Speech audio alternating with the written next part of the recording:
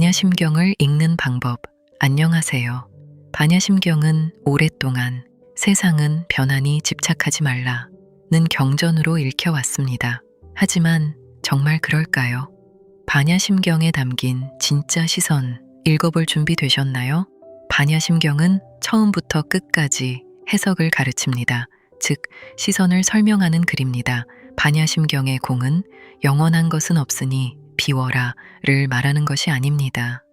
공은 원래 붙잡을 수 있는 대상이 아닙니다. 해석이란 원래 실체가 없기 때문입니다. 꽃은 시듭니다. 몸은 늙습니다. 모든 것은 변합니다. 그러니 집착하지 마십시오.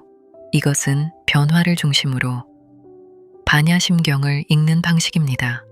하지만 이렇게 읽으면 반야심경의 진짜 가르침을 이해하기 어렵습니다. 꽃이 시드는 것은 현실입니다. 몸이 늙는 것도 현실입니다. 하지만 슬픕니다. 끝났습니다. 이렇습니다. 이것은 현실이 아니라 해석입니다. 괴로움은 현실에서 시작되는 것이 아니라 해석을 실체처럼 붙잡는 순간 시작됩니다. 반야심경은 실체를 설명하는 글이 아닙니다. 우리가 현실을 어떻게 붙잡는지를 설명하는 글입니다. 이 한 가지를 놓치면 반야심경은 처음부터 끝까지 이해하기 어렵습니다. 많은 분들은 반야심경에 없다를 읽으며 눈이 없다는 뜻일까, 몸이 없다는 뜻일까, 세상이 없다는 뜻일까 라고 생각합니다. 하지만 그렇게 읽으면 현실과 맞지 않습니다. 현실에는 분명히 몸이 있고 눈이 있고 귀가 있고 세상이 있기 때문입니다. 그러므로 반야심경은 현실을 부정하는 글이 아닙니다. 현실을 바라보는 방식을 설명하는 글입니다. 반야심경은 처음부터 그 기준을 보여줍니다. 물질은 공과 다르지 않고 공은 물질과 다르지 않습니다. 여기서 중요한 것은 물질도 공도 아닙니다. 가장 중요한 것은 다르지 않다라는 말입니다. 현실과 해석은 분리되어 있지 않습니다. 우리는 현실을 보는 순간 동시에 해석합니다. 현실을 경험하는 모든 순간 해석도 함께 일어납니다. 그래서 물질과 공은 다르지 않다고 말합니다. 그리고 이어서 느낌과 생각과 의지와 의식도 또한 그러하다고 말합니다. 몸도 감정도 생각도 의지도 의식도 모두 같은 원리입니다. 그 다음부터 반야심경은 계속 없다를 반복합니다. 눈도 없고 귀도 없고 코도 없고 혀도 없고 몸도 없고 뜻도 없습니다. 색도 없고 소리도 없고 냄새도 없고 맛도 없고 감촉도 없고 법도 없습니다. 괴로움도 없고 괴로움의 원인도 없고 괴로움의 소멸도 없고 지혜도 없고 얻을 것도 없다고 말합니다. 많은 분들은 이것을 현실의 이야기로 읽습니다. 하지만 현실에는 눈도 있고 귀도 있고 몸도 있고 괴로움도 있습니다. 그러므로 이 문장은 현실을 설명하는 것이 아닙니다. 우리가 현실을 붙잡는 방식을 설명하는 것입니다.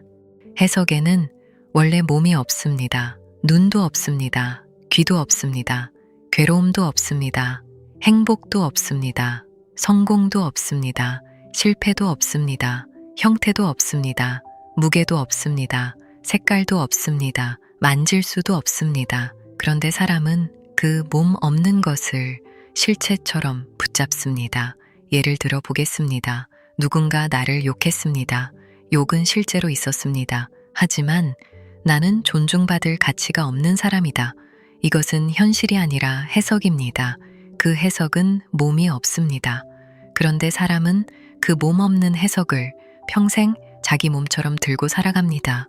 괴로움은 욕에서 시작되는 것이 아니라 그 몸 없는 해석을 실체처럼 붙잡는 순간 시작됩니다. 그래서 반야심경은 몸을 버리라는 글이 아닙니다. 세상을 부정하는 글도 아닙니다. 생각을 없애라는 글도 아닙니다. 몸이 없는 것을 몸처럼 붙잡지 말라는 글입니다. 실체가 없다는 말이 아니라 실체처럼 붙잡고 있는 것이 사실은 해석이라는 것을 보라는 글입니다.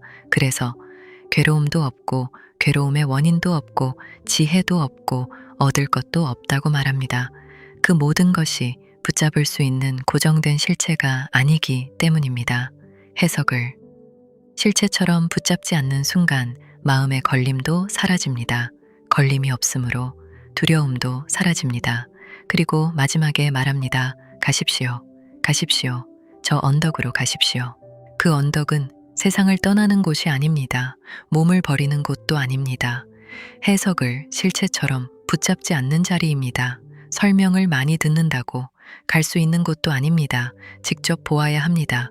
직접 경험해야 합니다. 그때 비로소 반야심경이 반복했던 없다는 말이 세상이 없다는 뜻이 아니라 해석을 실체처럼 붙잡지 말라는 뜻이었다는 것을 알게 됩니다.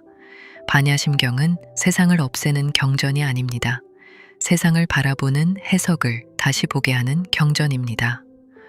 괴로움은 현실에서 시작되는 것이 아니라 해석을 실체처럼 붙잡는 순간 시작됩니다. 저는 자비로운 관세음보살께서 설하신 반야심경을 어렵게만 생각할 필요는 없다고 생각합니다. 자비로운 부처님께서 누구도 닿을 수 없는 방식으로 가르침을 남기시지는 않았을 것이라고 생각하기 때문입니다. 사람이라면 누구나 살아가며 마주하는 괴로움을 누구나 스스로 볼 수 있도록 가르쳐 주셨기 때문입니다. 감사합니다.